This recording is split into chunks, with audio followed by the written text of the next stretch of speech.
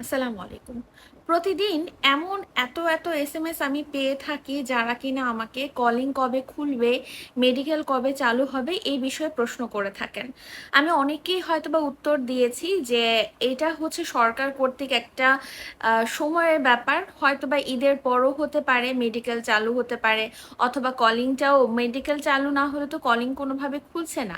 এখানে আপনিও যেমন অপেক্ষা করছেন, শত বাংলাদেশের থেকে যারা শ্রমবাজার কবে খুলবে সেই অপেক্ষায় বসে আছে, তারাও কিন্তু অপেক্ষা করছে। এখন আমি তো আর আপনাদেরকে নির্ধারিত করে কোনো কথা বলতে পারবো না, কারণ আমি যদি একটা ভুয়া নিউজ আপনাদেরকে জানিয়ে দিই যে এমন তারিখে একটা খুলছে, সেই কথাটা আপনারা হয়তো বা অনেকে সিরিয়াস ভাবে নিবেন, অনেকে হয়তোবা সেটা নিয়ে মজা করবেন, অথবা অনেকে এটার সত্যতা জানতে চাইবেন। তো যখন কোনো সরকারিভাবে এই কলিং বিষয়ে কোনো পদক্ষেপ নিবে, ডেট ফিক্সড করবে, সেটা সোশ্যাল মিডিয়ার মাধ্যমে আপনারা জানতে পারবেন।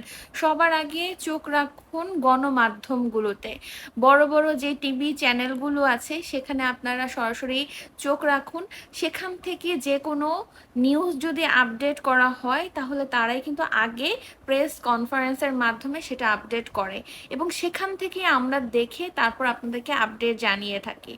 সো আশা করি যদি কলিং কবে খুলবে এটা যদি আপনি আমার কাছ থেকে পার্সোনালভাবে আপনারা জানতে চান, তাহলে বলবো যে এখন পর্যন্ত এমন কোনো বৈঠক হয়নি যেটা কবে ডেট ফিক্সড করা হবে বা কবে খুলবে এরকম কোনো নির্ধারিত তারিখ তারা কোনোভাবে সরকার পক্ষ থেকে জানানো হয়নি।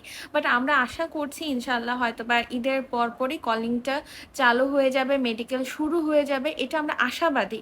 বাট কতটুকু হবে সেটা কিন্তু এখনো বলতে পারছি না।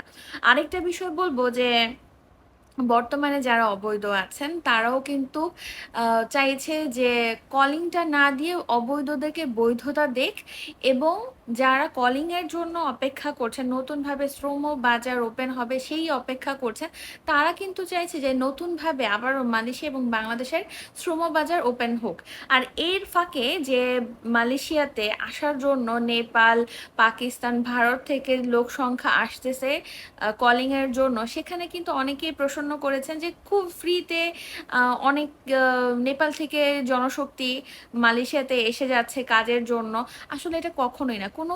কোনো দেশ কোনো দেশ অর্থ ছাড়া কোনো শ্রমিক পাঠাবে না, এবং মালয়েশিয়াও বিজনেস করবে না। এটা একটা বিজনেসের ক্ষেত্র।